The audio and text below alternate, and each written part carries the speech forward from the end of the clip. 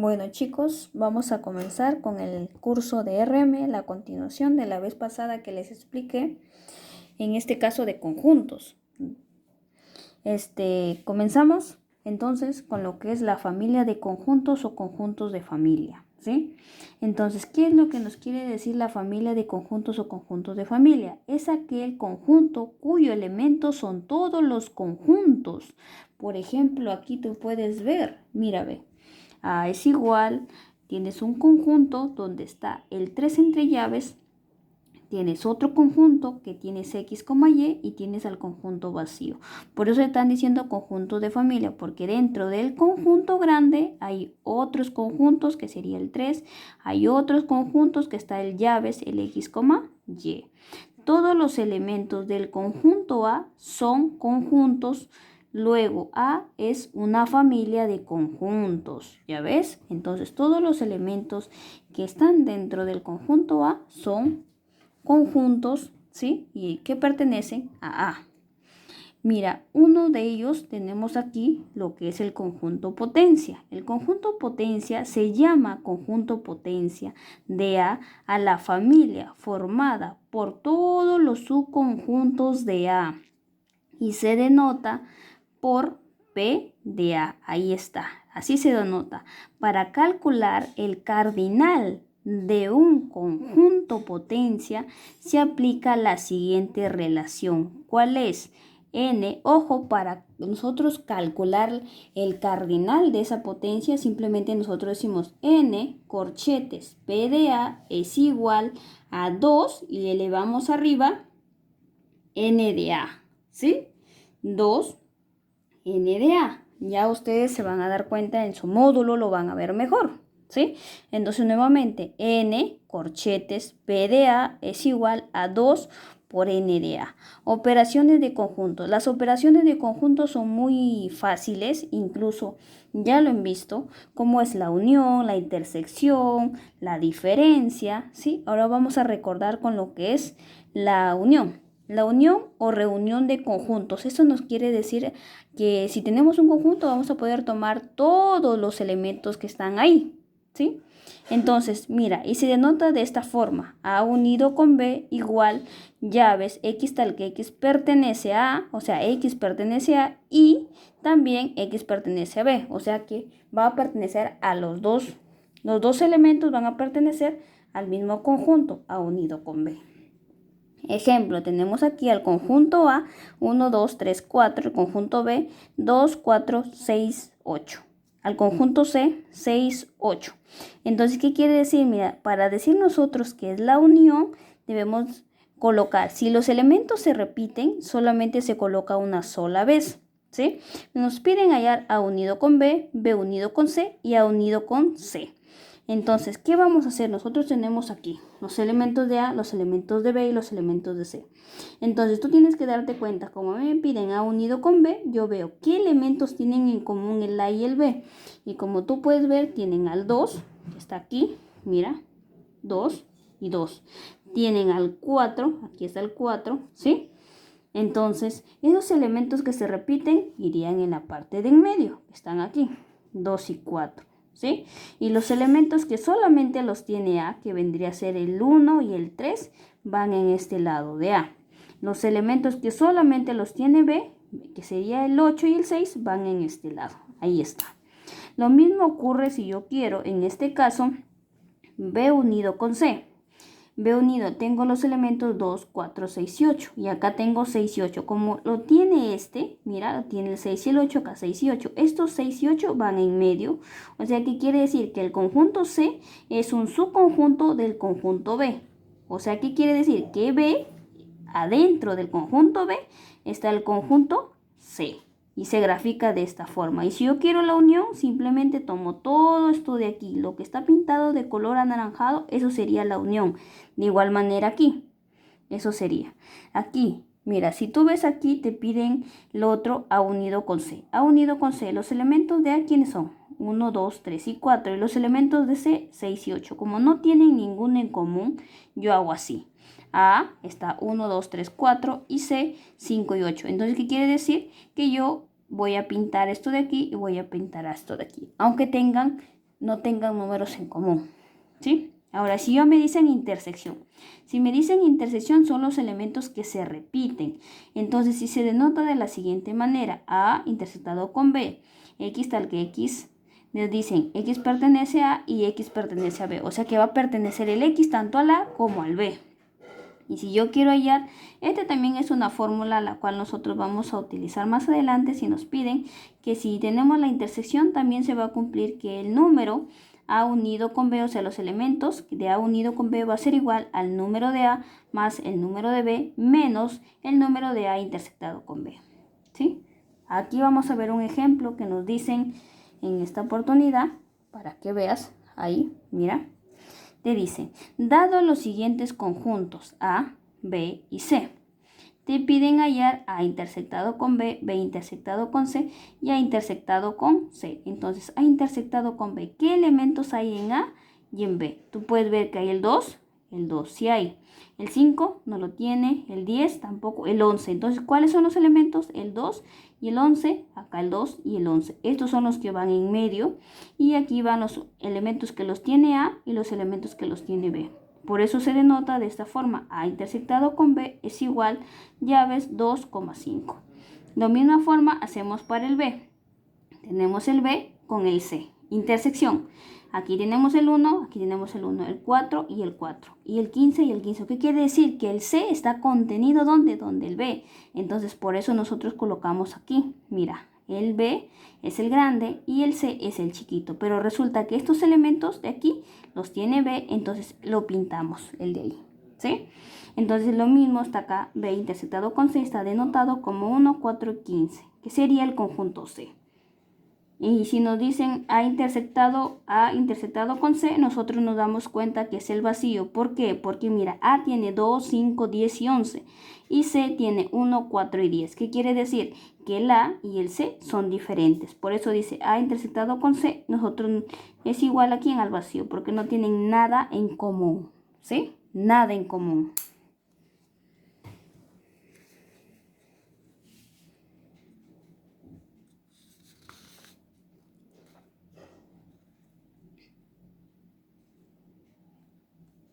Ahora sí, continuamos en este caso con la otra parte donde nosotros vamos a ver aquí lo que es la diferencia de conjuntos. La diferencia de conjuntos y también vamos a ver aquí lo que es la diferencia simétrica. En la diferencia de conjuntos, en conclusión, vamos a ver los elementos que tiene A, solamente A y exclusivamente A. Nada más. Eso es lo que debemos saber nosotros. Y que los elementos de B no tienen nada que ver. Solamente a mí me interesan los que tiene el primer elemento de aquí. Que me digan B menos C, F menos C, lo que sea. Siempre ves tú el primer elemento. Los que tienen exclusivamente este elemento, esa sería la diferencia del conjunto. Por ejemplo, acá tú ves, mira, A, B y C, ¿verdad? Te dicen A menos B, B menos C y A menos C.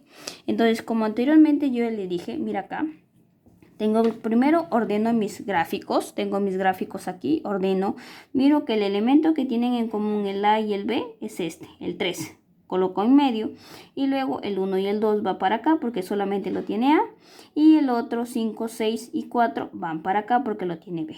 Entonces, si me dicen A menos B, solamente pinto los elementos que tiene exclusivamente el A. Lo mismo sucede aquí con el B menos C. El B menos C tiene al 4, tiene al 6.